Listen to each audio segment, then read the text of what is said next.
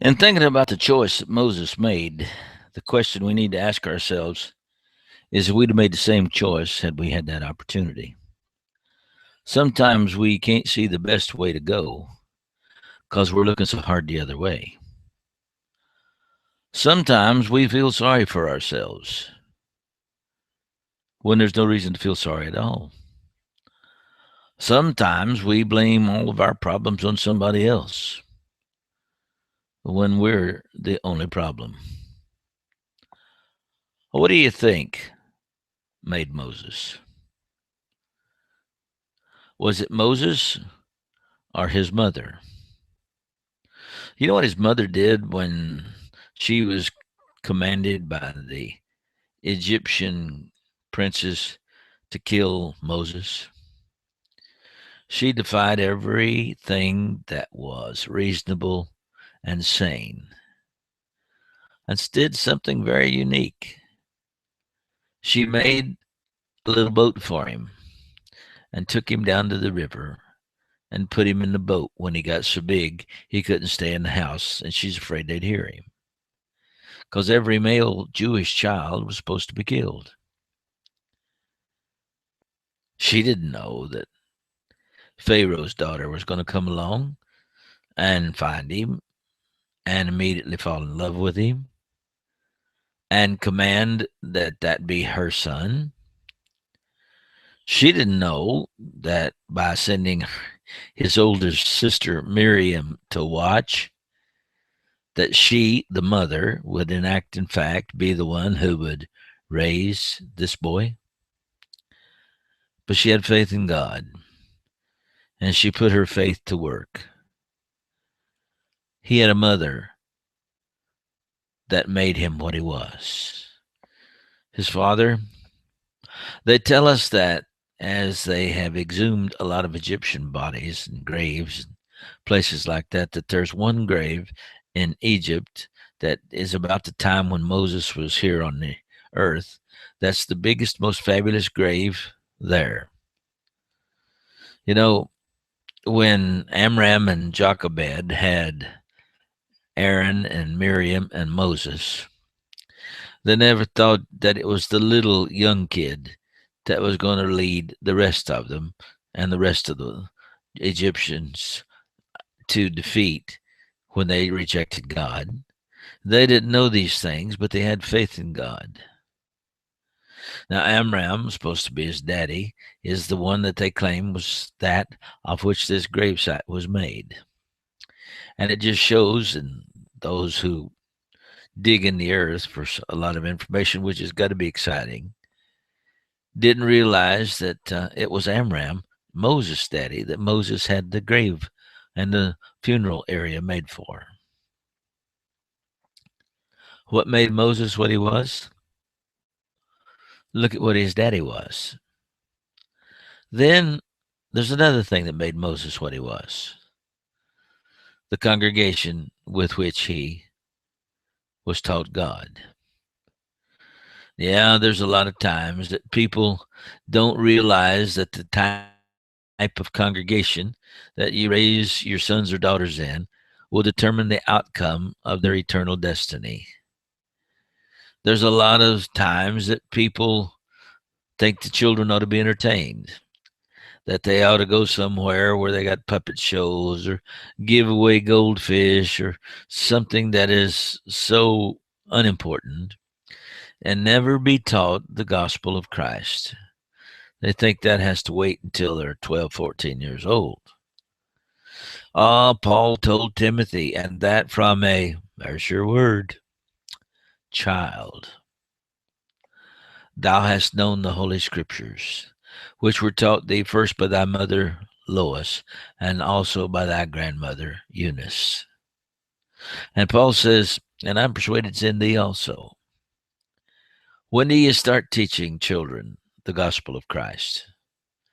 What kind of congregation are you raising your kids in? Is it one of those that's in love with the world? Is it one of those that's afraid to preach the gospel? Is it one of those that's more interested in having a big crowd than to have saved, sanctified, God fearing people in it? You know what made the difference with Moses? This one thing's pretty simple. He didn't go with that Hollywood crowd. He was with a congregation of people because of his mother and his father whose minds were made up by the time he was old enough to love of his own volition. He did not have to go with the winds of the world to find himself. He knew that from a youth, the best thing that he had going for him was the message in the Holy Scriptures. A child who's not responsive to the gospel of Christ is one who doesn't have an opportunity to learn it. And a lot of times, the reason children don't have an opportunity to learn it is because their parents are so selfish. They want to be satisfied, they want to be waned in a joyful exhilaration. They want to have it, as we say in the South, their cake and eat it too. They don't want to be parents and train up the child in the way it should go. And therefore, they try to find an easy road without much obligation. And they don't realize they need to look over their shoulder. The reason Moses was what he was his mother, his father, and the people of the congregation with whom he was raised. Now, there's one thing about Moses that a lot of people don't realize. He was a failure. Well, you say, not the Moses I read about. Well, yeah, it was too, really. Moses was a failure. Do you realize that Moses failed 9 times before he was successful in getting the children of Israel out of Egyptian bondage? If it would have been in the newspapers of the day, Moses failed again. He's going back to the way of Sinai, and he's going up for a little retreat, and he's going to try to compose his mind. And no, none of that junk was going on. Every time that God would allow Moses through a working of a miracle to try to cause or persuade Pharaoh, Moses would fail 9 times in a row. But I never see that he doubted God. I never did hear him cry out, "Why? Why? What are you trying to do, make fun of me? Are you just trying to expose my ignorance?"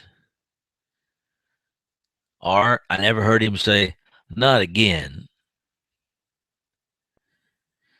And I never heard him say, "Well, it didn't work the last time, so I'm not going to try it this time." A lesser man than Moses would have quit. Moses was like the Apostle Paul, though. Paul is on record as saying, "I believe it shall be as it was told me." Ah, nobody laughed and made fun of Moses when he got to the Red Sea, raised that rod, and the waters parted. Nobody laughed when he caused those 800,000 Jews to walk across the Red Sea on dry land.